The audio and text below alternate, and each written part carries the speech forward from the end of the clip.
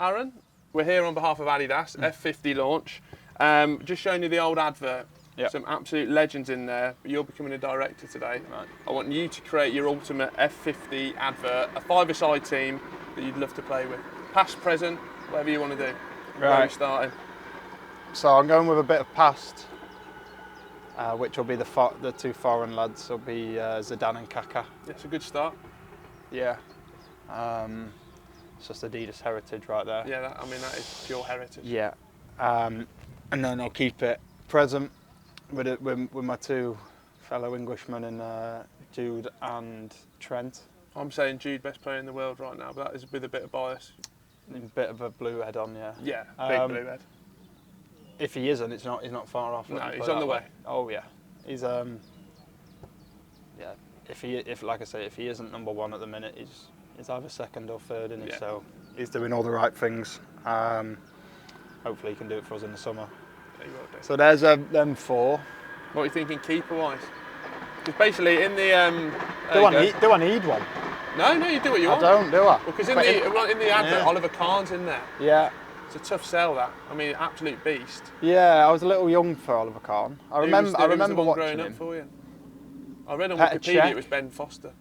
Fozzie was a big one. Now, we do a lot of stuff with Ben Foster. Yeah. I love him, but is that true? Yeah, very true. Okay. I'm seeing him next week. Yeah? Yeah. Fozzie was a big one. He was never Adidas either. Petr Cech was Adidas growing up. Oh, Manuel Neuer. No, well, I'll go Neuer. The audacity he shows on the football pitch. I've seen possibly the most insane thing ever on a football pitch with him on it. It was in the first leg of the quarter-final. He scooped the ball up with his right foot. Kai Havertz was pressing him, and he volleyed it over his head with his left foot inside his 18-yard box in the first 15 minutes. I mean, that's some stones on in there, isn't it? Oh, big time. I mean, I wouldn't even do that at the training ground. Is that something that you bring into your game going forward? No, but the funny thing is, when we were practicing sort of our press and stuff the day before, I was trying to be Neuer somehow, and I actually said to Timber he'd probably do something like a chip and a side volley or something, and I said I'm not going to do it ever. And then generally the next day he did it, and it was frightening. I mean, it's changed a lot, even in your career. But like to see the levels that it's going to, does that even like from where we have been with the ball at your feet and everything like that? It's absolutely crazy. Yeah, it is. I like it. I think there's a time and place for it. Yeah. I also like the fact that not every team tries to do it. Yeah. It's not something which needs to, in my personal opinion, it doesn't have to be a rule that every team has to follow. Yeah. If you can do it, you should do it. If you don't, just don't. Get it down the channels, get it on the big man. I think there's certain ways of playing football, and I think that's what makes football the best. You never come across like the exact same thing each week. But I do think at the same time there's just time to be a goalie and make saves. But it's changed massively, and the likes of Neuer, especially Ederson in the Premier League, he may as well be an outfielder with gloves on, and he probably could play outfield. Speaking of, like, obviously gloves are so important, it goes without saying, but in terms of like what we just talked about and boots for you now, how important are they for when you're playing as well?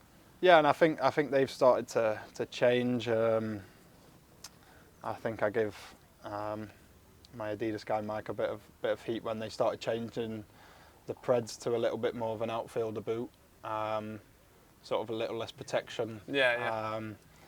But I think that's the way we're going. We want to play a little bit more. We want to become more of a football player rather than just a standing goal and kick it as far as you can. So I think they're crucial to us, and you want to feel like you can play. You want to feel light on your feet, and you want to feel like an outfielder, because every goalie does at some point want to be a striker or a midfielder. So is that what you wanted to be? Striker?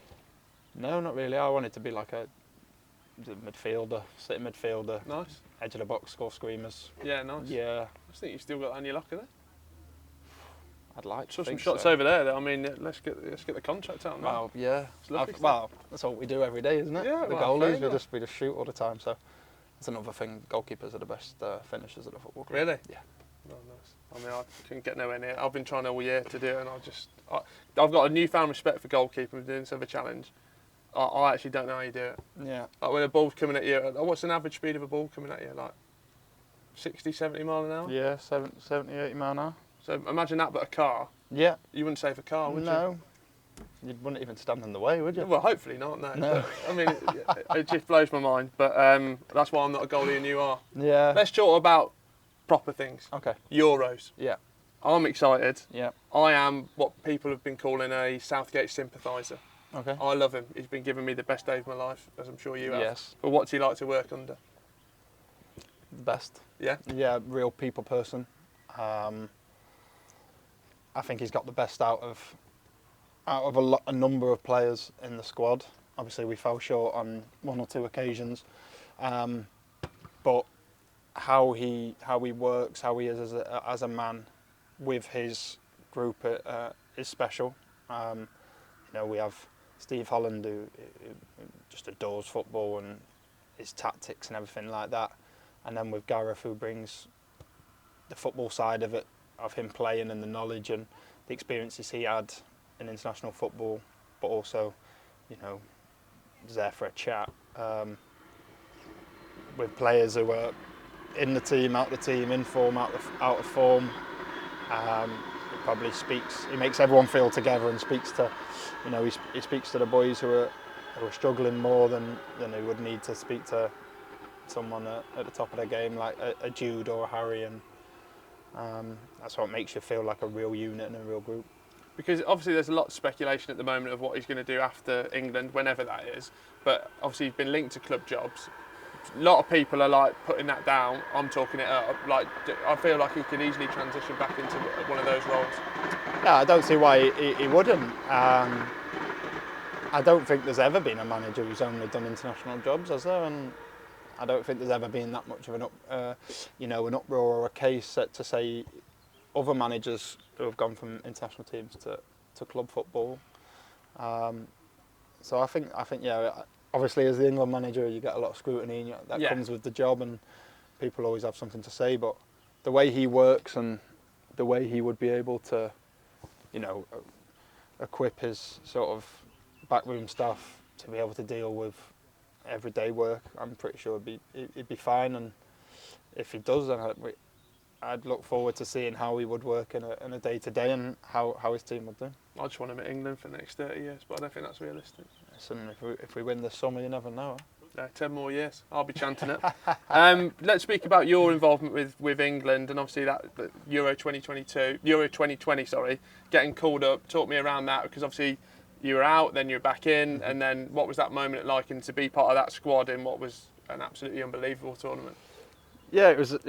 The Rye smile says it all. Yeah, no, it was some of the best times, and to be honest, that smile comes out anytime we talk about England with the group we've got. But it was a strange start to the summer. Like you say, I went up for the training camps and kind of half knew, well, pretty much knew that I wasn't going to be involved. But again, sort of just training with the lads up for a little pre-camp was really fun, and yeah, I remember watching the first game at home, barbecue, a few drinks, nice, as an England supporter should. Exactly. At home, and tried to get tickets. Did you? Yeah. What, you couldn't get tickets? No, none of the lads would sort me What? out. Yeah.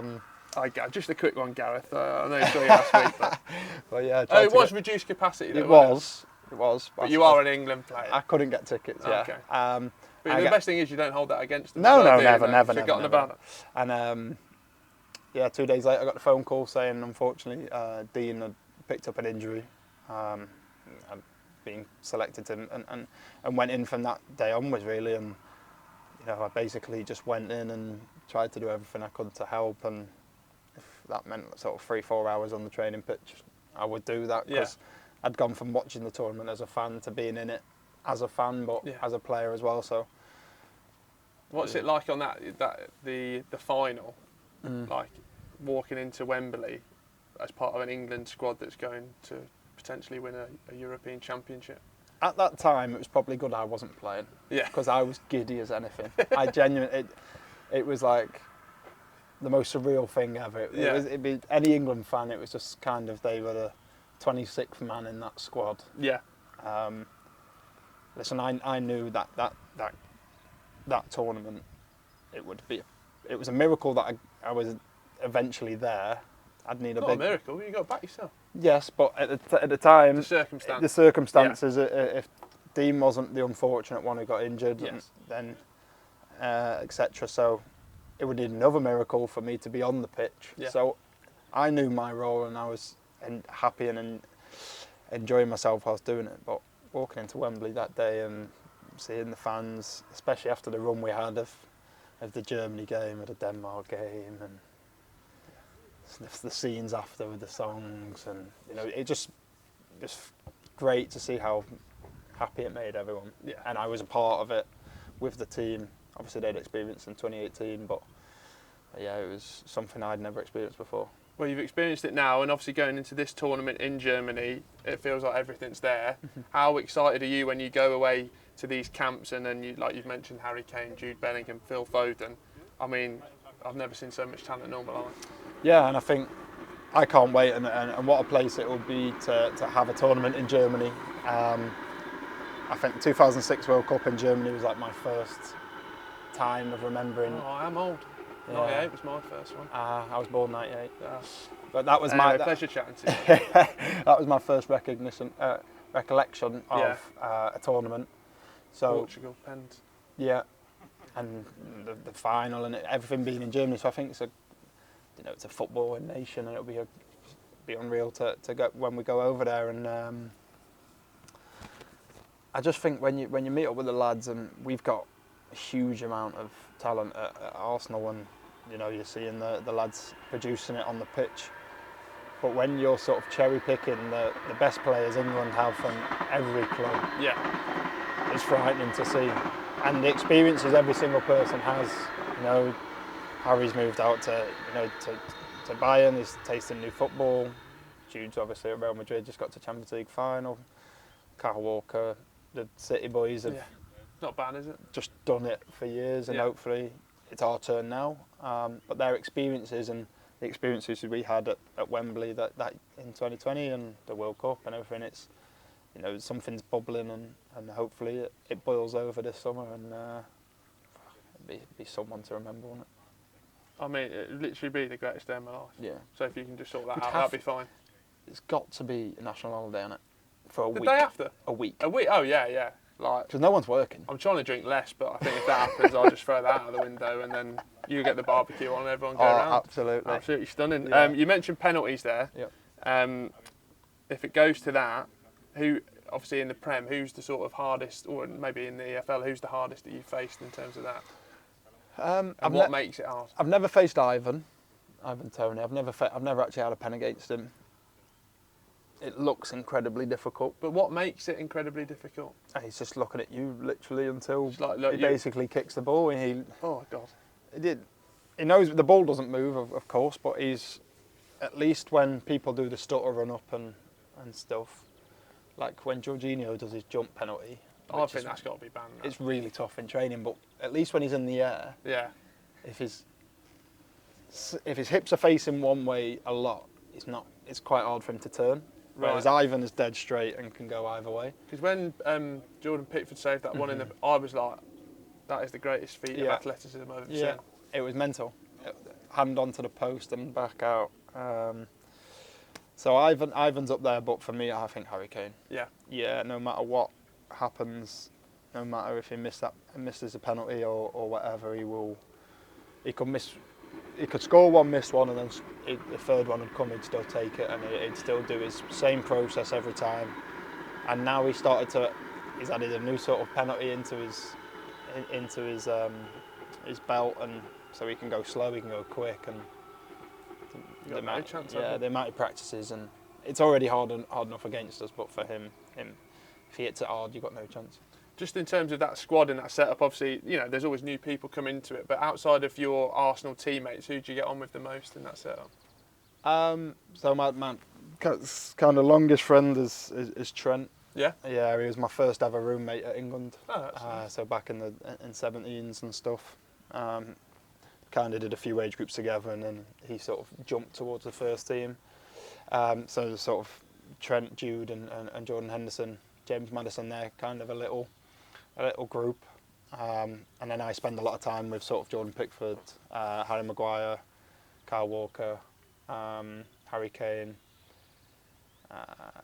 Kieran Trippier. So It's a good yeah, bunch of mates. but literally, when people say, of course you have your sort of close knit friends, but when you say you could end up sitting with Ivan at breakfast and then Kyle Walker at lunch and then you don't really Phil have to think Foden at about night. it. Yeah. No, it's literally everybody gets on with everyone, and I think when you see someone come for the first time, I think that's what you see their eyes open a little bit and like, Turn into school, is the newbie. Yeah. You sit him down there. Yeah. Is there, But I do don't you have think- initiations? No. No. It's something I don't think England do. You want to bring back? I'm not a massive fan, I'll be honest. You have to do. Is it still singing at Arsenal? Yeah, singing, yeah. I've done a lot of singing. I've been to a lot of clubs. Oh, nice. Yeah. Can't wait to hear it. Depends which one. Well, It's a different you one tell every me. time. You know what you've got in the locker, Yeah. don't you? A bit of Elvis, I imagine. Yeah, just could sense it. Right, just finally from me, we can win the Euros, can't we? Absolutely, I Love think that. so. I'll shake your hand on that. Thanks, Aaron. No Cheers, pal. problem, thank you.